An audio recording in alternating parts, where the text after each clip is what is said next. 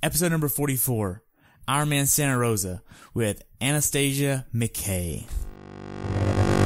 Welcome to the pursuit of the perfect race. I'm Coach Terry Wilson, and with each episode, I bring stories of athletes to you that share their experiences at races in order for you to learn how to have your perfect race. We will hear stories from athletes of all ages, abilities, and races of all distances. So regardless of where you fit in, there's something in it for you. Thanks for spending some time with me today. Now let the pursuit begin.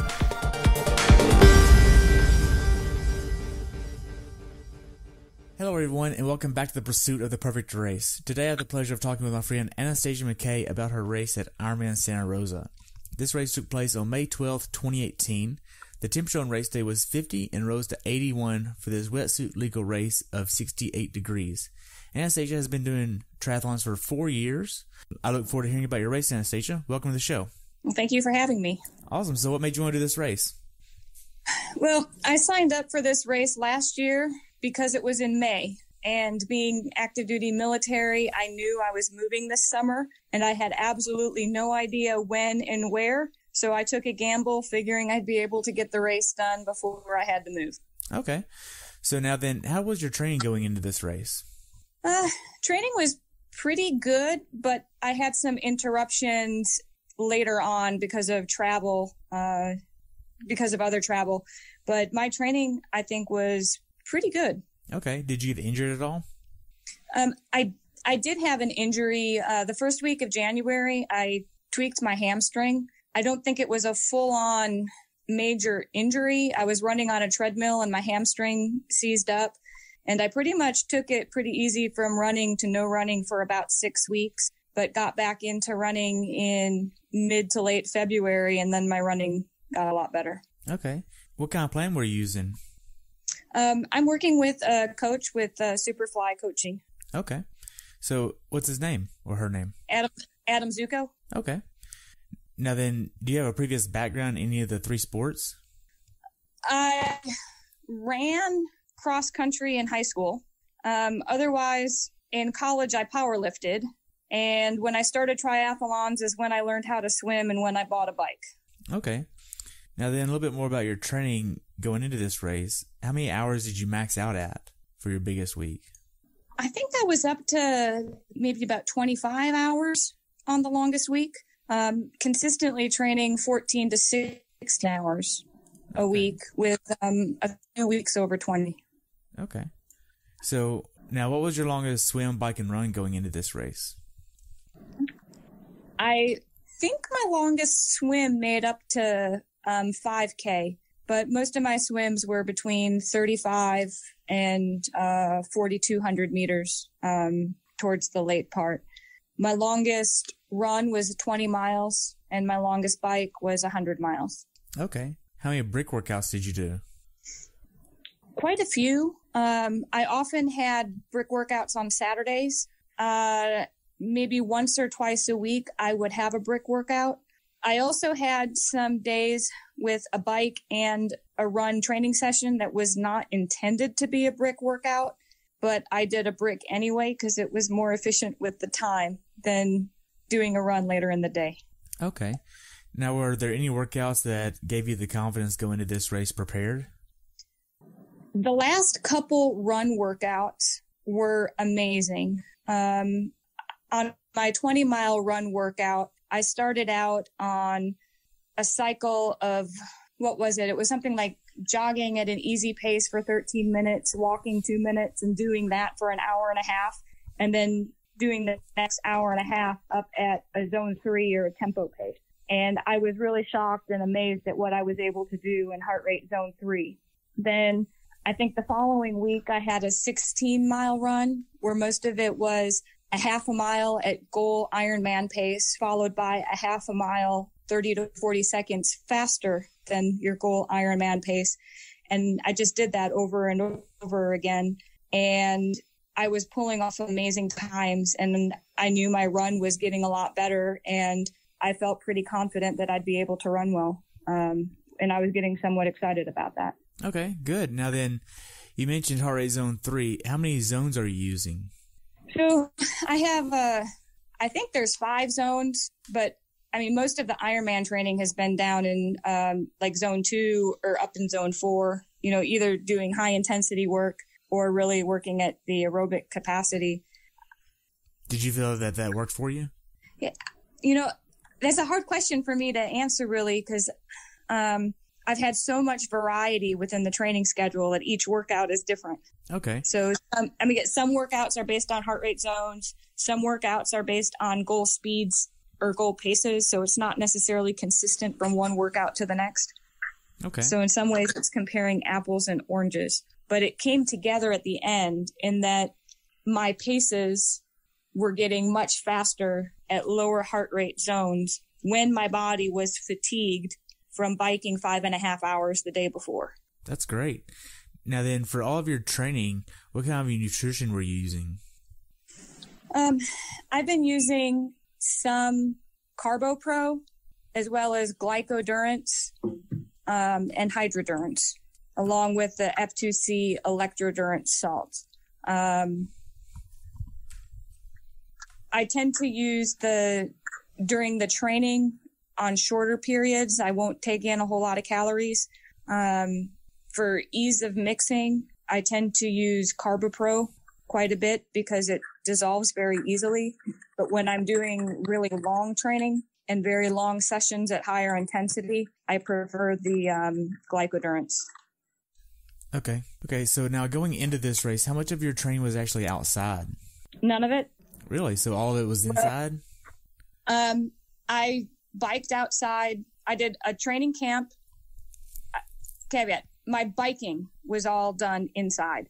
I did a training camp on a borrowed road bike in February, which was outside. I did Florida 70.3. That was outside. And then the week before, I did a little bit of a ride outside, and then, you know, just the mechanical checks and stuff on bicycles, like the easy rides at the race venue. But I maybe did 5 or 6 rides outside since last October. Oh, wow. So now then, were there any days that you just mentally didn't want to train? Sure. There are, I mean, every time there's good days and then there's bad days. I had a really tough day with a lot of other complications. I had some pretty tough days, especially in the January timeframe, a lot of stuff going on. And I took a lot of breaks, and I would do some time, get up, walk around, and I needed to take several breaks to get through the workout, but I would just keep on going until I could get done. Okay. Is that when your house flooded? Yeah, there was flooding. There was work-related stuff. There was all kinds of issues. Wow, I remember you posting pictures about that. Or videos, actually. It was just like a waterfall. Yeah, but... Man, so... For me, the biggest thing, if I need sleep. And if I'm sleep deprived or didn't have a good night's sleep, and then the next morning I'm trying to train, I'm just wrecked. And it's kind of worthless to even train. And typically, if I can get to bed and have a good night's sleep, the next morning I'm doing a lot better and can train better. Okay. So you mentioned you're active duty? I am. So that's what you're doing when you're not training, obviously. So how big of an issue is the life, work, and balance of training and life? So for me right now, triathlon is what gives me balance. I'm a geographical bachelorette, which means I'm stationed in Kentucky and my family is not with me. I'm by myself, which can sometimes make it hard to get out of work because there's always more work that you can do, and you could turn work into a 24-hour job. But by doing long course triathlon, I have a reason to leave the office, which is to train. I get most of my training done first thing in the morning, but then oftentimes I'll have a 2-a-day, and it's a reason to leave the office to get in another training session. Now, if I want to train, I have to sleep. Sleep's my number one. I need my sleep. So I have to sleep to train. And then finally, I have to have good nutrition because I can't train or do my job if I'm not eating well. So triathlon just kind of naturally fits into forcing everything has to be balanced. Okay. So whenever you were actually tapering down into this race, what did that consist of? There really wasn't much of a taper. at least I didn't feel like there was much of a taper. It was probably the smallest taper I've ever had before a big race. So I celebrated every little moment I had because it was a little bit of time. I think the week before Santa Rosa, I still had like 13 or 14 hours on the training schedule. Wow. And the week of, before the race? The week of, that was the taper week. The week of the race, I was traveling and I did much less. And a couple of the workouts I was supposed to do, I just didn't. Okay. Now, did you have any days off the week of the race? I took a couple days off, yes. Okay. Now then, was this your first time racing this distance? I raced 140.6 Louisville in October of last year. So this is your second time doing the full distance? Yes. I had signed up and trained for Ironman North Carolina in 2017, but they cut the bike in half because of Hurricane Matthew. And so I had swam the 2.4 and I had ran a marathon, but we only biked 56 miles. Oh, wow. So you're currently living where now? I'm living in a town called Brandenburg, Kentucky. Okay. So whenever you started your travel from Kentucky to Santa Rosa, when did you actually start that?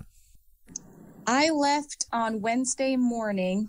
About 6 a.m. Okay, so... And I arrived around 12:30 Santa Rosa time, or 1 o'clock Santa Rosa time. Okay. How did you get your bike over there? I have a Scion bike bag. It was my first time traveling with the bike, and so I just took it on the plane, or had it checked on luggage. Okay. Now, whenever you actually got to Santa Rosa, you got your bike off the plane, everything, then you got a rental car to go to the Airbnb, I'm assuming? We stayed at a hotel, and yeah, I did book a rental car from the Santa Rosa airport. Okay. So how far away from the race venue did you stay? We were on the race venue. I stayed at the Hyatt, which it might have been about 1 kilometer from Ironman Village, but the run course literally went right through the Hyatt, or right on the back. That trail goes right on the back side of the Hyatt 6 times. Oh, wow. Now then, how was the check-in process for you? It was very easy. I went in on Wednesday afternoon. There was no lines. There was no waiting. It took about 5 minutes to check in, and I got there right before an athlete briefing. Went to the briefing and then checked out Ironman Village, picked up some CO2 cartridges, ran back to the hotel to grab my bike because I didn't have a bike pump, and I was able to use the bike life support to get air in my tires so I could, go for a ride and check out the bike. Okay. So what kind of bike are you using for this race? I have a Containaroo PR6. Nice. Now then, this has Di2 on it? It does. So you made sure to travel with the battery charger for that? Yeah, I brought my chargers. I also have a rotor power meter, but I charged everything before I left. And so I didn't need to use it, but I had it just in case. Okay.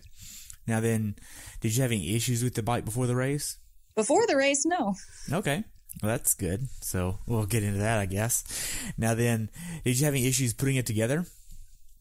No, the bike case was amazing. My bike was fully assembled. I didn't have to take anything apart. The new case comes with a rear derailleur protector. And so literally all I had to do was pop the wheels on. That's great. So what was your mindset going into Santa Rosa? I was really ready to get this Ironman done because I'm fixing to move, and I wasn't even going to think about moving until the Ironman was over. So wow. I was ready. My husband was going to be there. It was vacation, and then you're in wine country. So I was looking forward to the wine. Well, good. So what was your final workout before the race? I need to look back at my calendar. I did a brick, but I was biking the day before the race. I went for a jog. I went for a very, very light jog. I was supposed to have done a brick, but I dropped my bike off early in the morning, right when transition opened. And I wouldn't say I had a bike ride. I just biked enough to know that the bike was working. I didn't want to bike too much over at the bike drop off because of the hills. And I didn't want to overdo it because if I went down the hill, I didn't want to come back up it. Right. I mean, that's a massive down a mountain, basically. I mean, it's what, a 2.5 mile descent coming right out of transition. So you don't want to climb back up that. I saw some people climbing up it because I volunteered this race. Now, do you have a certain... But the day before I did a brick. The day before I did a brick, and I rode in Santa Rosa and just got used to checking everything, seeing the roads, and getting familiar with the area. Okay. Now, do you have a certain meal you like to have the night before the race? No, I'm not restricted to any particular meal. I like chicken. I just prefer something that's light, and I like to be done eating by 5 o'clock in the evening. Okay. So what time did you try to get in bed? Like 7. Did you get much sleep? Oh, I slept like a baby. I had my best night's sleep ever going into this race. Now, I came from Eastern time zone to Western time zone. I had my alarm set for maybe like 3 because I wanted to eat early before getting started. I woke up naturally. I didn't need my alarm. I was ready to go. Nice. Now then, you started laying out all of your bags the day before. What were you putting in each of your bags? My bike bag, I had my shoes, I had sunglasses, I had my helmet, I had a spare heart rate monitor because I've had problems with my heart rate monitor swimming before, and I really wanted to have one, so I brought an extra one. And then I have a little Ziploc baggie, if you will, of things that I may need, but I don't necessarily go for. I typically carry mouthwash in case the water was really nasty, an extra hair tie, lubricant, or things that I might want if something happened or I was uncomfortable. Okay. Run bag is pretty much, I have a spare change of running clothes because I don't know if I'm going to want to change my clothes. And I put that off to the side so it's not the first thing I get to. Otherwise, I'll have socks, shoes, a hat, my number, and I have a run bottle. I always run with a bottle, so I had that all ready to go. And this time I brought an extra pair of sunglasses to change out sunglasses. Okay. Are you using the special needs bags? I did not send a run special needs. I figured I wouldn't need it. I've never used one. In my bike special needs, I did have, I had a spare packet of nutrition in case I lost something, a bottle of water, and some salt tabs. Okay. That was one of the things that I was telling some athletes to do is be sure they put a bottle of water in the special needs if they're going to be mixing anything, because the special needs isn't going to be able to give you any water, but you can put a bottle of water in there for yourself and it's completely okay. And a lot of people don't know that because usually there's an aid station probably 5 miles before the special needs or a mile or two right there after, but there's really nothing at the special needs that you can get water or nutrition from. At Santa Rosa, I think that the next aid station was miles away from the special needs. Like in Louisville, you went through an aid station, you went through the aid station, and then special needs was right there. Here, special needs was isolated, and if you didn't have it, you weren't going to get it anytime soon. Right. Now then, the day of the race, what was your race morning ritual like? I get up, I drink coffee, I try to take care of business at the hotel room before going over to the venue. I typically eat a couple bonk breakers for breakfast, and I try to finish most of my eating, if you will, prior to going to the venue. Santa Rosa had shuttle buses to take people or to take athletes only to the swim start. And so I went there. That was also where the special needs drop-off was. So I dropped off my special needs and took the shuttle bus to the venue. My husband did go to the start. He drove and he beat us there. Wow. Which I thought, was surprising. But he beat the shuttle buses, of course, over to the venue. And this is a split transition race, obviously, and it's split by like 50, 60 miles or so, and it's not really that easy to get from one to the other. Now, I volunteered, and we actually drove up to the venue as well, and we parked on the far side of the bridge, or on the opposite side of the bridge of transition. So we just walked to the other side, because after everybody was going, you could still take the road down. You just had to be very careful of the cyclists, obviously. And we just waited till all of them were gone, then left. Pretty simple. Now then, go ahead. No, we got the rental car because we were able to drive the course and take the bike over to transition ourselves. After I booked the rental car, something unique for this race is Tri-Bike Transport does a shuttle service. So for $40, you can pay Tri-Bike Transport to take your bike from Ironman Village to T1, and then you just show up and get to your bike on race day and finish taking care of everything. But that way you don't have to actually figure out transportation to get your bike from downtown up to the T1. Wow. Now then, after you get to transition, what all do you do at transition? So I get nutrition, or take care of getting the nutrition on the bike and putting nutrition into my bike bag. And then I go through and just do checks of my bike, checking the brakes, checking the DI2, making sure that the shifting is all working and that the wheels are spinning and that everything is how it should be. Okay.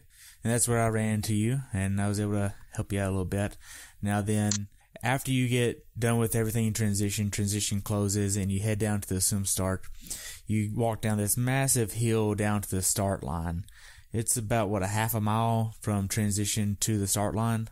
Not quite that long, but over a quarter mile anyway. Yeah, it's quite a ways up, and it's downhill one way, and then if you turn around, it's a massive uphill the other way. There was more elevation gain on the run up to T1 than on the entire run course. Yeah, there really was, and just craziness. Now then, so the final few minutes before the actual gun goes off, what are you doing? I'm just relaxing, drinking water. I'm not a fast swimmer. I'm used to starting a little bit further back, and so I'm just staying in a relaxed mode, as relaxed as I can be. Okay. Now then, I kind of missed over it, but what kind of PSI were you using in your wheels? I ride with 95. Okay. 90 to 95. Are you using Reynolds for your QR? I do. I have the Reynolds that came with the QR. Okay. So this was a rolling start. Where did you seed yourself at? I seated myself between the 120 and 130. Okay. Now then, you actually hit right at that mark of 128, which is pretty good. I think so, at least. I probably couldn't do that right now. So how did the swim go for you? You know what? It was my best swim in that I felt incredibly confident in the water, and I was swimming at, near, around people, making contact with people, and had complete control. The water was clear. The water was just beautiful. I'm actually surprised at how much contact there was in the water. I've never swam in water so clear where you could see people kicking on their breaststroke, so I was able to avoid them. But I don't understand why people were swimming over or hitting me so much, because the water was so clear. So if their eyes were open, it could have just, you could have easily avoided others. I felt like I was going where I wanted to go in the water. I felt like I was heading out under the bridge. There was a period I felt like I wasn't moving, but that soon passed. I felt very evenly paced. I didn't feel like I was slowing down at the end. I think my second split was a little slower, but I honestly felt that I was pretty evenly paced. I was most annoyed with needing to get out of the water to do a second lap. As we were coming into shore under that first lap, I just felt just this massive drafting where people were picking it up and I was just riding the wave into the shore. And then when people got out of the water, they quit moving and they're dragging their butts, going all lottie-dottie to turn around and go over their timing mat. And I just wanted to get back in the water and keep on swimming. And I wish they could have done it without needing to get out of the water to cross the timing mat. It looked like there was enough room for them to do it too in the lake right there. Mm-hmm. Now, you used a wetsuit, obviously. What type of wetsuit did you use? I have a Blue 70 sleeved wetsuit. I'm not exactly sure what the model is. Okay.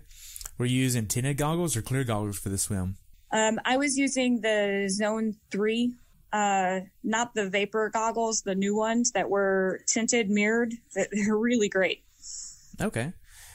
Now, were you using any type of lube around the wetsuit to kind of prevent the chafing? I just put a little bit of Ruby's lube around the sides. I put it underneath my timing chip and then around the neck. Okay. So overall, how did the swim go for you? The swim went well, I thought. I honestly didn't know my time when I came out of the water. I was ecstatic that I swam, that I felt good, and I knew I was gaining a lot of confidence in the water, which has always been a struggle for me. Okay. Now then, after you get out of the water, do you run up the ramp or do you walk up the ramp? I jogged up the ramp. I did not walk.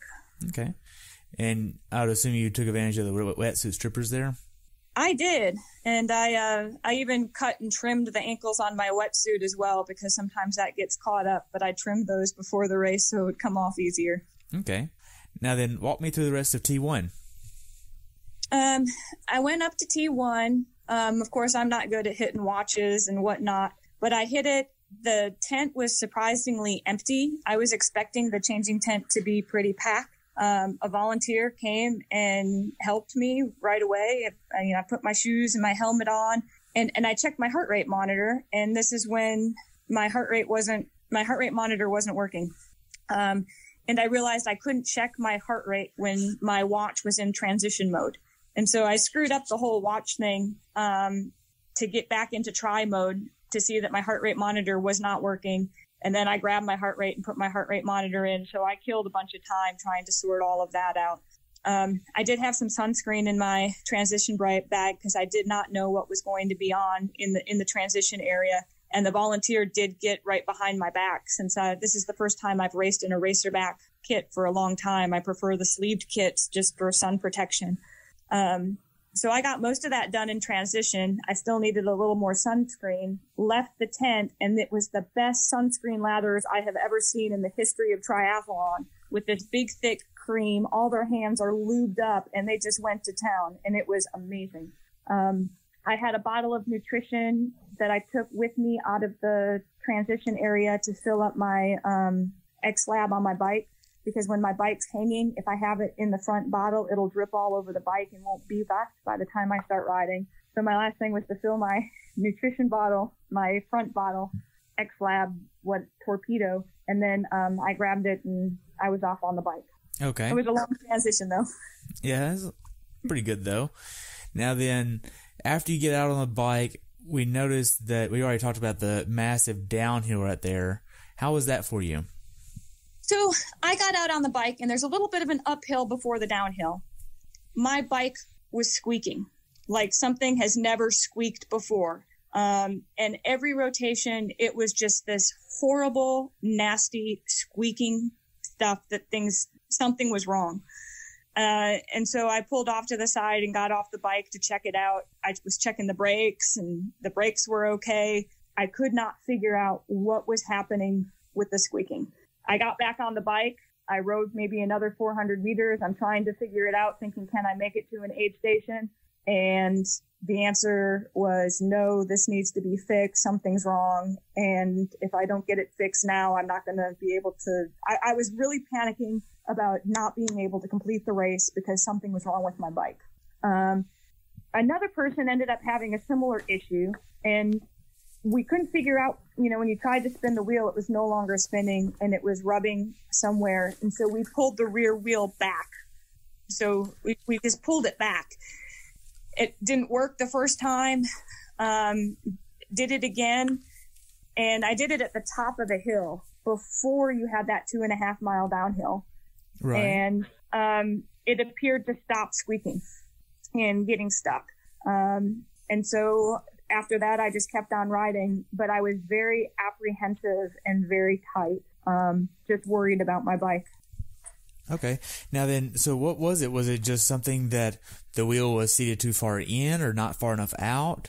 I think it might have been a little bit too far in. I'm not exactly sure what was rubbing. When I packed my bike up after the race, I saw a huge gouge, through the tire, where I'm very fortunate to have finished, but the sidewall of the tire was rubbing on something. And so where the Continental is, the words are a little bit blurred because that was all being scraped out. And about a centimeter in, past, there's a pretty big gouge where the tire just bends. It folds on itself, where the tire was incredibly weak and worn. Wow.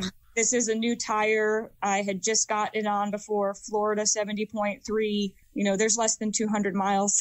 Even with, Santa Rosa, there's about maybe 200 miles on the total tire, but the tire shot. Wow. I mean, that's kind of scary. I mean, looking back on it, the things that But I didn't know it at the time. Yeah, I mean, the things that could have went wrong on this course with all those downhills, I mean, that could have been really, really bad.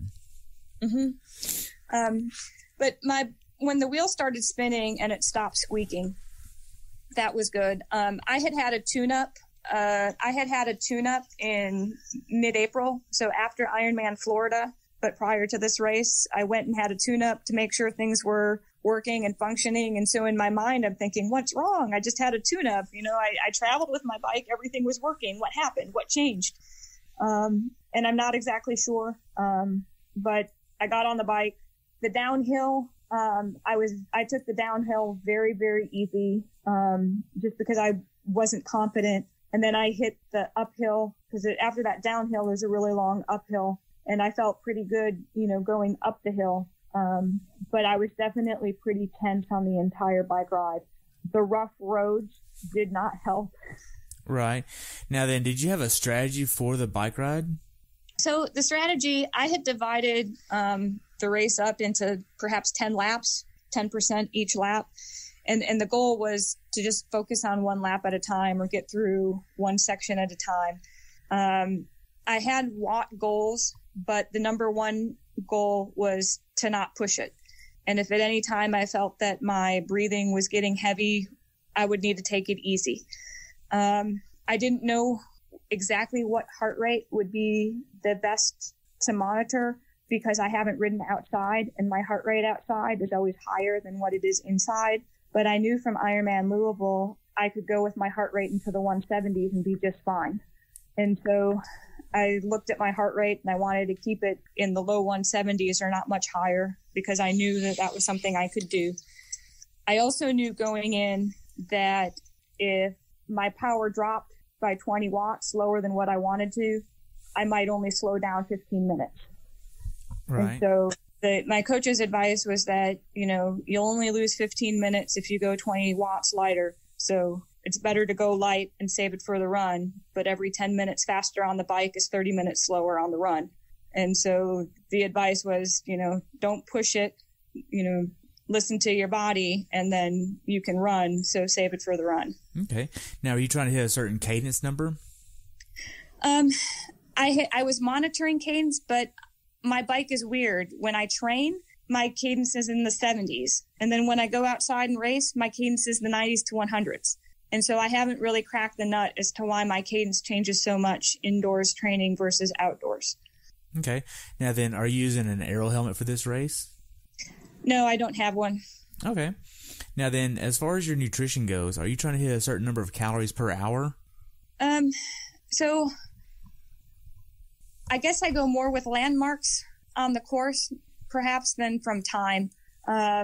I had nutrition in all my bottles. I had between 500 and 600 calories in each bottle, and I had 4 bottles. I had my front aero bottle, 1 on the frame, and 2 in the rear. And so my goals were, if I hit a certain point in the race and hadn't finished a certain bottle, then I would need to make sure that I drank it. But I don't have alarms or timers going off to say, hey, look, you need to drink. But by having my watch lap at roughly 10% through the course, it's also a guide in terms of where I'm at with my bottles. Okay. Now then, as far as the bike goes, with your power numbers, were you trying to hit like 75% of your FTP, or what did that look like for you? So this is where I'm not 100% sure, because I do most of my training indoors. Right. And I've had very little riding outdoors, and my best 30-minute effort wasn't a whole lot different from my best 2-hour effort. And so we really don't know what I'm capable of. Wow. So now then, as far as the road quality for this course, how was it? It was horrible. It was shockingly horrible. And the road was very grainy. And I've done Wisconsin 70.3, and that you have rough roads because of potholes. I would take those rough roads with potholes over this graininess. There was not a lot of traffic on the course, which was great. It was, there was a big highway that went through the middle, and most of the traffic was on the highway, so you weren't contending with a lot of vehicles. But I couldn't get comfortable. You would go from a grainy area, and then you'd have a smooth patch of road for 25 meters and another grainy area. And it was just back and forth. There were water bottles, cages, first aid kits, and stuff all over the course. Did you see any flats? I saw people on the side of the road changing things, actually very early. I didn't have any flats, but it was just, the roads were grainy and uncomfortable. I felt like you had a brace, and I was tense before from the problems on the bike that, when I was getting off that bike, my shoulders and arms were more sore than my legs. Wow. Now then, did you see any wrecks? Yes. Really? Actually, it was perhaps one of the scariest things that I've seen in triathlon. I was on the second loop of the course, and here the people are very sparse. I was coming up strong, passing perhaps 2 people. There was a gentleman in some white kit who was in the left lane, but couldn't get past a female that he was trying to pass. And he was kind of wobbly and not looking good on the bike, where you just kind of wanted to stay clear of him. I think he heard me behind. He turned around and looked at me, and then he slowed down and moved over to the right behind the gal. Once he moved over to the right, I took that as a hint that, okay, I'll call out on your left and I'll pass him. And after I passed him and was halfway passing the female, he went off the side of the road and took a complete dive on the right-hand side. And she looked over to me and she's like, did he just wreck? And I'm like, I think he just wrecked.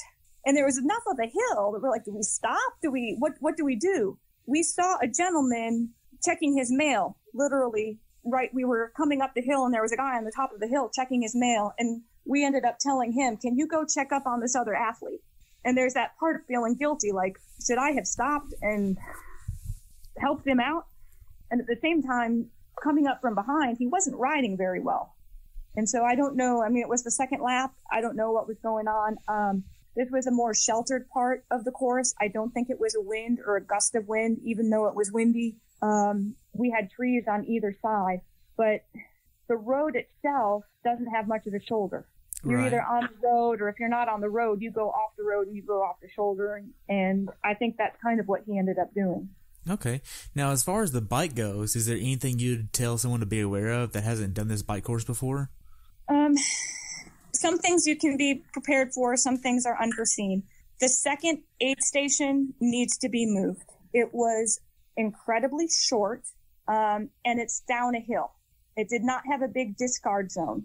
So when you went, the aid station started at the top of a hill, and so you need to be slow.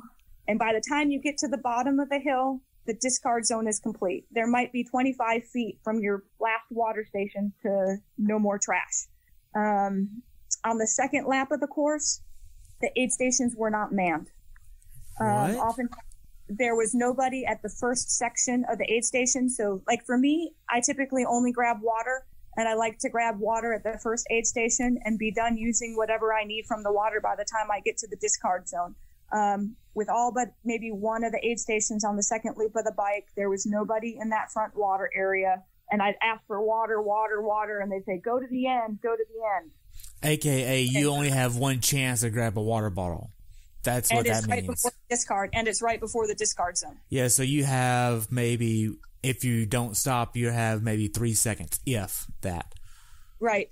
So on that second aid station, the second time around, I ended up stopping at the end to get the water because I needed the water. I wanted to get it in. It was before going up Chalk Hill the second time. And while I was there, when I was on the course, I really realized how weak I am with my left side, reaching around for that left water bottle. So I just swapped my left and right water bottle and got in a position where I wouldn't need to stop later on.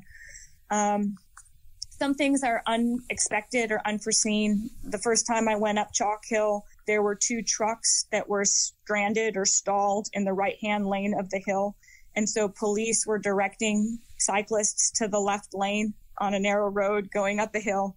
And that's pretty frustrating because it's a pretty steep hill. It's not super long, but it's long enough. And the vehicles were stopped on the steepest part of the hill. And I'm not a bad climber, but when you take away a lane and it's still a little bit congested from being the first lap of the course, it really screws your momentum. Right. You have to slow down going up a hill because the road's blocked or you'll go off the shoulder. So aside from the actual volunteers lacking at some of the aid stations, how was the police support on the course? You know, it was fairly good. There were very, very few cars. There were very few vehicles. There was one truck that blew a bunch of exhaust at one point, but that was isolated. It was much less traveled than any of the other courses I've done. The police, especially in the populated areas, were excellent.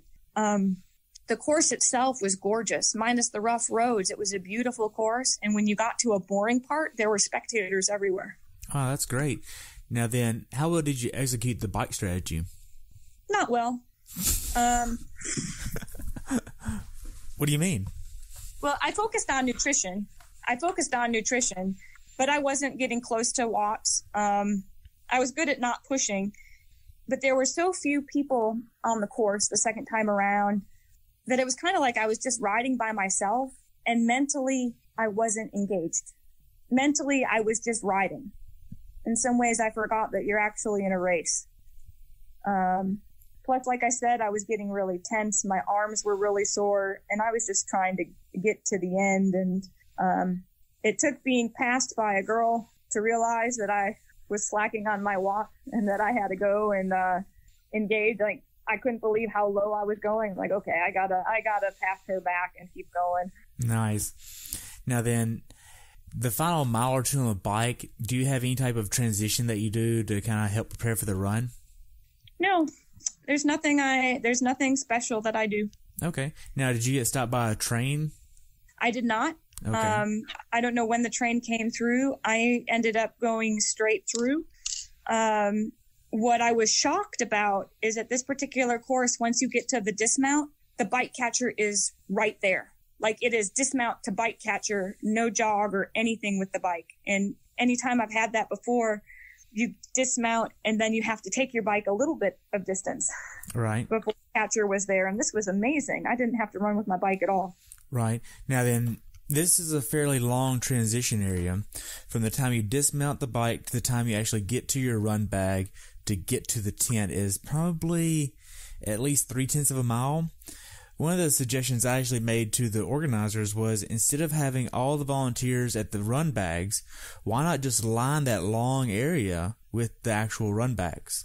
And that way they can take those volunteers that are at the run bags, put them to better use catching the bikes, and now then you have a more effective zone of, hey, they can run by and get their own bag and then just go to the tent. That way there's nobody having to get the bag for them, and they're like, oh, wow, that's a great idea. Well, too late now. I don't know. I actually kind of enjoyed the volunteers helping with the run bag because I made up quite a bit of ground. And so, like, typically when I get out a swim and go to the bike, my bike is super easy to find because anyone else remotely near me has their bike and I get the area to myself. Well, here I got to the run thing and there were all kinds of run bags. And so I'm like, oh, I guess I made up some time. And so they called out my number and found my bag, and I think they found my bag faster than I would have. Nice. Now then, you get in T2. How did that T2 changing tent go for you? It was great. There was nobody there. Someone came in, wanted to help out. I switched out sunglasses, put my shoes on.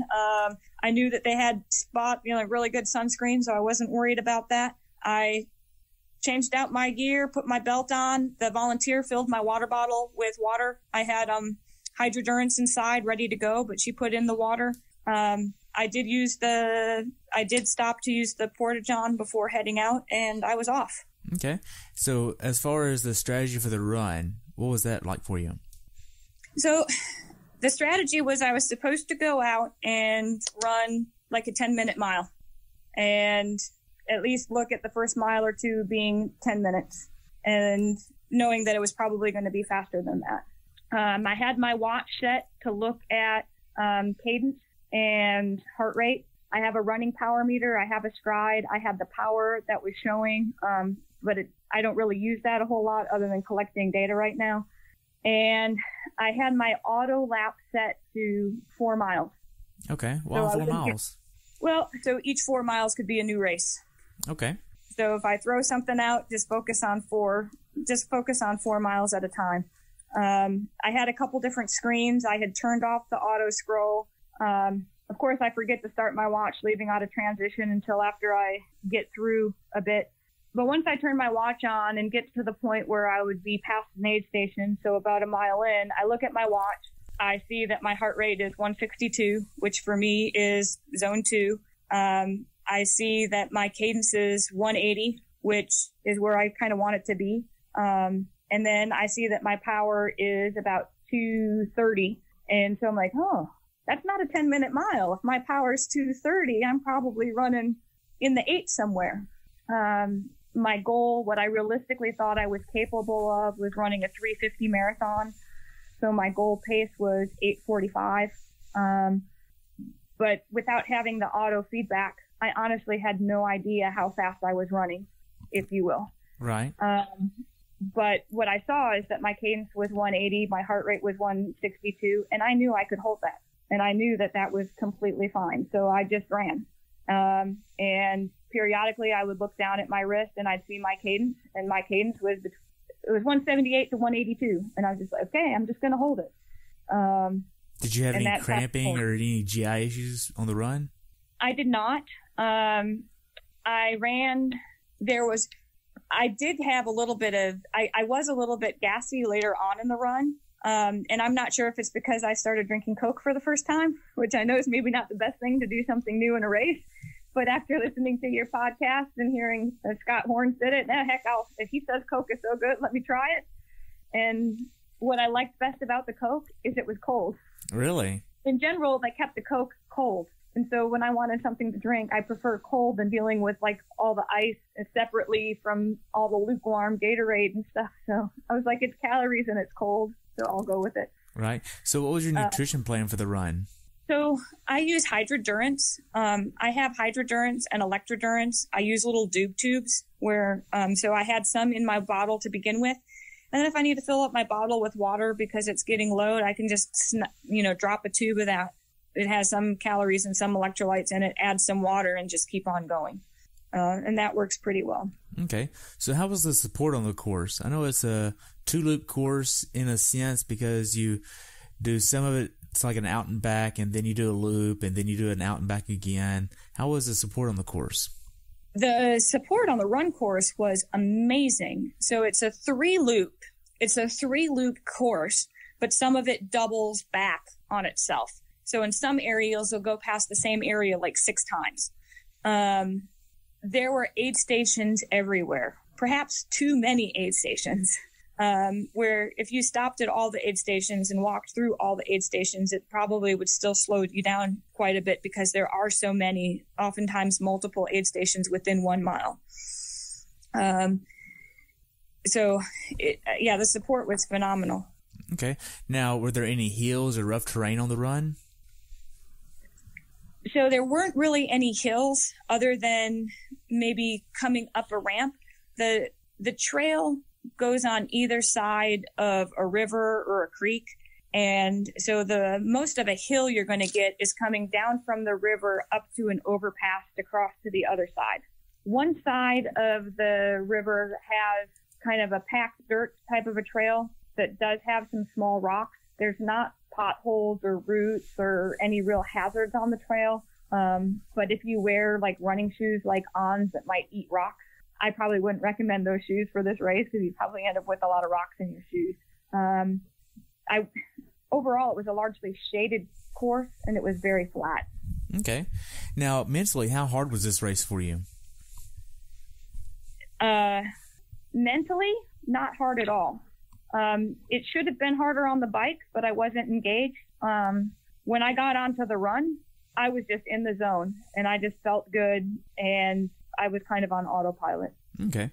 I mean, I remember seeing you a few times on the run and cheering for you, and it's like you didn't even hear me. It was like you were just focused. I heard you. So were there any non-supported places on the run that made it harder? No, I was having such a runner's high. I mean, I was looking at my watch periodically. And then I carry my little water bottle. So I know I always have some nutrition or hydration. With about 5K left, my low battery light went on my watch. And so I knew I wasn't going to have that feedback. And so that was probably the hardest part. But then I only had 5K left. So it was like, well, I could just try to pick it up and get back sooner. Right. I knew I was going to be a daylight finish. And so when I knew I was going to be a daylight finish, I wasn't worried about headlamps or any of that other stuff. That's great. Now, how were the final few miles of the run for you? The final few miles were great. There's a crazy little bit of a leg on the run trail. That's probably the weirdest terrain where you do an out and back. It just never bothered me. After I got through about that 5K, I'm not sure how many aid stations were left, if there were 2 or 3, but I made a decision that I was going to top up my bottle and that I wasn't going to stop at another aid station, that I had plenty where I could just, go all the way through. And so I just tried to pick it up or, get done with the run. I knew that I was running at a good pace. I wasn't sure what time, I was running because I wasn't actively monitoring the pace. I was pretty confident I was going to break my goal of 3 hours and 50 minutes for the marathon. And so I just figured, let's get her done. Okay. Now, the last 800 yards before the finish, how was that for you? It was great. That you had everybody lining. You had everybody just lining the streets, cheering you on. I was wearing the badass jersey. The more people were there, they'd like, go badass. And so it was like, getting energy because people would be reading badass on the jersey and calling it out. And I knew they were talking to me, so I just kept on going. That's awesome. So now then, after you crossed the finish line, what'd you do next? Took a picture. I don't know. It was after crossing the finish line, I didn't need anybody to catch me. I was walking. They just pretty much handed stuff. My husband was there. I gave him my stuff. I took the picture. Chris had just finished. She was, I think, still in that finishing area. I saw Chris right away, I think. Congratulated her on the race. And then I went back to the hotel room to go change and put on dry clothes. And then we were going to come back and get the food afterwards. All right. Now then, they didn't give you a finisher shirt here because there was an error. Did you read the little note they gave you? I mean, I think I glanced at it. Someone had to tell me to look at it, and it said if you needed to update your address, to update your address. And I figured I didn't need to update my address. It should be accurate. So I just kind of shrugged it off. It was whatever. Right. I guess I don't care about the medal or the hat or the shirt as much as just finishing. So it wasn't that big of a deal. Right. Now then, how was your recovery process? It was good. It meant I could drink wine. So the following day, we hit a couple wineries, did some wine tasting. I went for a run, 4 or 5 miles, I jogged the next day on that same trail at a real slow pace. I felt pretty good. And then, the next day we did a mountain biking tour through the vineyards, which was a recovery ride. Nice. So rode on a mountain bike, got a little bit of spinning done, tasted some wine, biked a little more, tasted a little bit more wine. That's great. Now, you went to the awards ceremony, right? The next morning, yes, I was at the awards ceremony. So did a slot roll down for you? Oh, I didn't stay for the roll down. Oh, you didn't? I did not stay for the roll down. So I was there. Chris, who's a teammate, got first, and I knew she was going to end up getting her slot.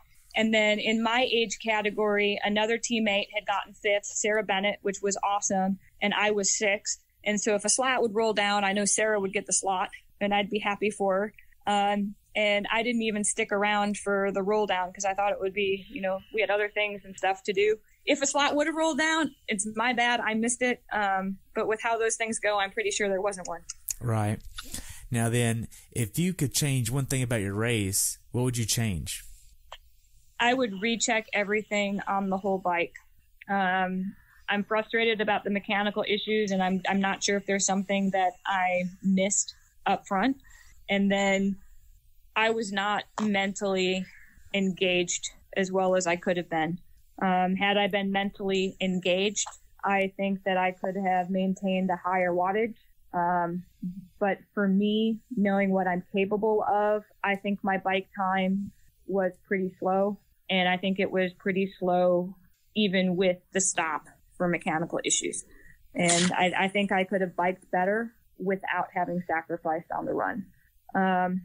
Another thing I could have changed was even the tail end of my run. When I looked at the data afterwards, I didn't even make it into zone 3 on my heart rate in the run. And on my 20 miler, I had done the last 90 minutes all in zone 3. So I know that I'm capable of going into zone 3 and maintaining it longer.